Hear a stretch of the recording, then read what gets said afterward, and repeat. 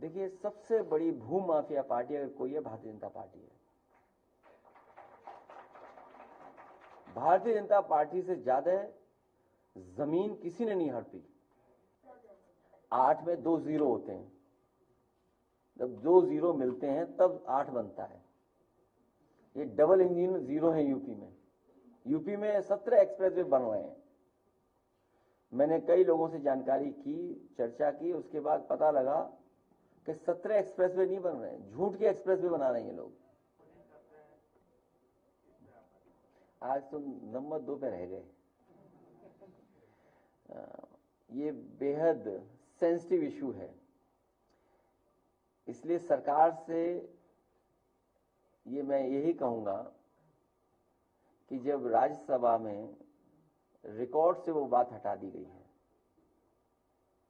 और कई मौकों पर मैंने कहा है, पार्टी की तरफ से भी इस बात को कहा गया है कि इतिहास को नहीं पलटना चाहिए।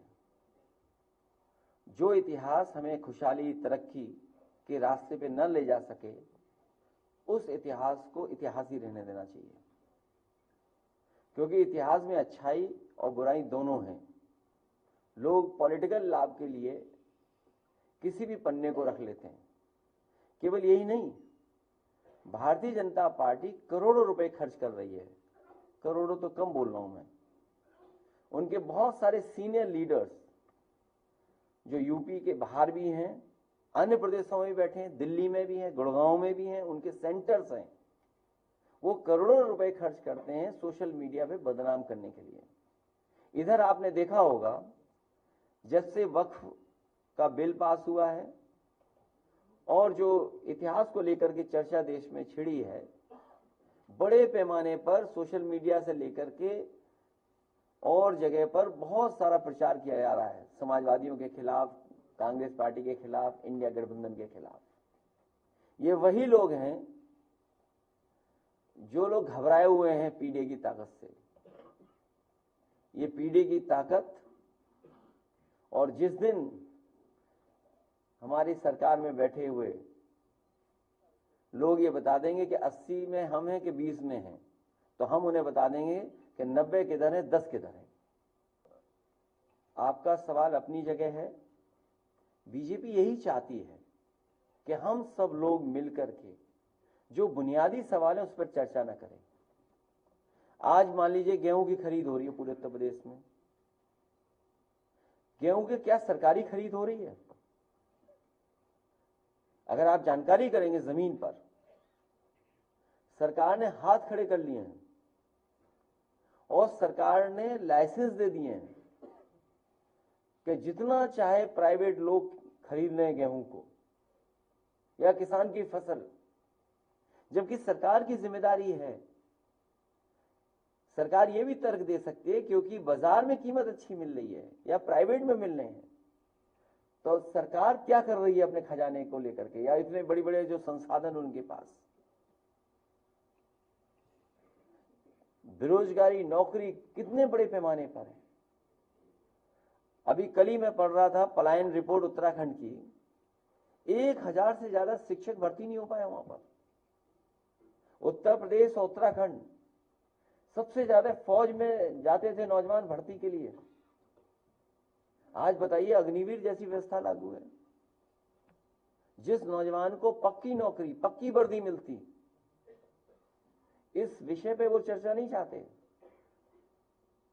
आपको सब विदेशी चीजें दे दी हाथ में, सब बाजार। मैं तो अपने पत्रकार साथी से कहूंगा कि सरकार अमेरिका के राष्ट्रपति जी से सीखे, अमेरिका के राष्ट्रपति जी से सीखे कि अपने देश की अर्थव्यवस्था बचाने के लिए वे दूसरे देशों पे पाबंदियां लगा रहे हैं। तो उन्हीं से सीख करके भारत को भी क्या चीन पे पाबंदी लगानी चाहिए कि नहीं लगानी चाहिए, अपने बाजार को, अपनी अर्थव्यवस्था को बचाने के लिए। हमें सीखना चाहिए अमेरिका जैसे देश से कि हमें भी उतनी ही पाबंदी लगा देनी चाहिए दूसरे देशों पर अपनी अर्थव्यवस्था बचाने के लिए।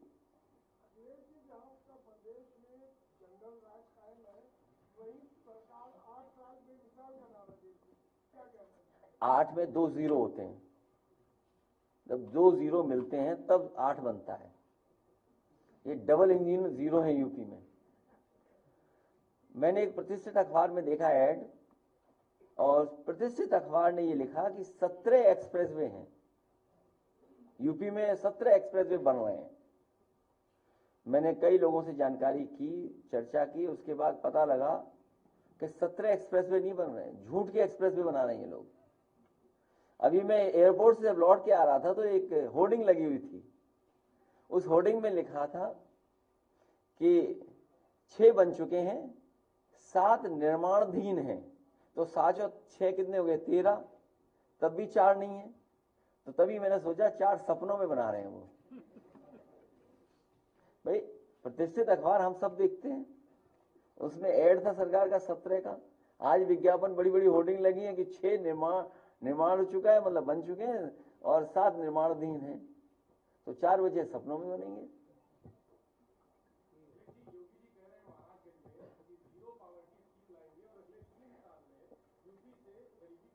मैं वो बिटिया अगर न गई हो तो उससे मैं कहूंगा सरकार से, अनन्या बेटी को और उसके परिवार को जीरो पॉवर्टी योजना से जोड़ दें आप। और इसी समय में ये भी मांग करूंगा कि प्रधानमंत्री जी ने लाल किले से कहा था कि हम प्रधानमंत्री आवास हर गरीब को दे देंगे और पहुंचा देंगे। तो मेरी मांग होगी और हम सबकी तरफ से मांग होगी कि उस बेटी और उस परिवार को और उस गांव में जितने लोग हैं जो गरीब हैं उन्हें प्रधानमंत्री आवास दे देना चाहिए। इसके लिए चाचा सही बता सकते हैं। और पीडब्ल्यूडी का भ्रष्टाचार तो पता नहीं कहां पहुंच गया है। केवल यही नहीं, सरेंडर, अगर मेंटेनेंस का देखोगे आप, जो सड़क गड्ढा मुक्त का जो उनका एक कार्यक्रम चलता है, उसका पैसा सब निकाल लिया सरकार ने। अभी तक की सबसे करप्ट गवर्नमेंट है, याद रखिएगा। तहसील थाने से लेकर के, और मैं फिर कहता हूं वो बात, एक लेमैन वाली बात, कि एक लोग कह रहे थे कि सरकार बना ले गए गुमराह करके, ये लोग धोखा देके सरकार बना लिए, और सब अब अधिकारी मिलकर के सरकार को धोखा दे रहे हैं। आज किसी अखबार के किसी कार्यक्रम की तस्वीर देखी मैंने, तो जो हमारा साथी कह रहा है वही तस्वीर मैंने देखी। अब तो कोई सवाल भी नहीं करता। कम से कम इस बहादुर पत्रकार को मैं बधाई देता हूं कि सवाल तो पूछा इसने। जो मुख्य हैं, जो मुख्य हैं, सब मुख्य हैं, समझ लो। क्या बोले महाराजगंज में महाराज?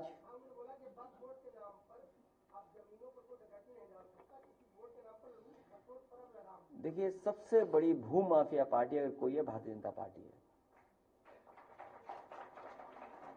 भारतीय जनता पार्टी से ज्यादा जमीन किसी ने नहीं हड़पी। आप केवल गोरखपुर, अयोध्या, कानपुर और लखनऊ, इन 4 जिलों की रजिस्ट्रियों की जांच कर लें। सरकारी जमीन हो, तालाब हो, विवादित हो, या अपने पुलिस के प्रभाव से या और किसी के प्रभाव से जमीन छीनी जाती, तो सबसे ज्यादा छीनी गई है। और गोरखपुर, आज एक थार पे गोली चली है किसी गांव में लेकर के, आज खबर है। किसी गाड़ी में गांव वालों को एक विवाद था जमीन को लेकर के, और जो अनन्या आज बेघर है इस परिवार को, और जिसमें सुप्रीम कोर्ट तक ने ऑब्जर्व किया कि इतना इनह्यूमन एक्ट हुआ, इनह्यूमन एक्ट, और सुप्रीम कोर्ट, हाई कोर्ट ने न जाने कितनी बार बुलडोजर को इनह्यूमन बोला कि ये काम करने का तरीका नहीं हो सकता है। महाराजगंज के में ही एक पत्रकार के घर को जब उजाड़ा गया, तोड़ा गया, उस समय सोचिए सुप्रीम कोर्ट ने क्या कहा, उन अधिकारियों के खिलाफ कार्रवाई हो और मुआवजा दिया जाए उसको। सोचिए आप। और सबसे ज्यादा जमीन भूमाफियागिरी अगर कहीं हुई है तो गोरखपुर में हुई है, अयोध्या में हुई है। कुछ मिनटों में कितना मुनाफा। आप आज पत्रकार हैं, अगर जानना चाहें कि रजिस्ट्रियां किसकी हुई हैं, एक भी अयोध्या की रजिस्ट्री आप नहीं पा सकते हैं, क्योंकि सब भारतीय जनता पार्टी के लोग मुनाफा कमा लिए।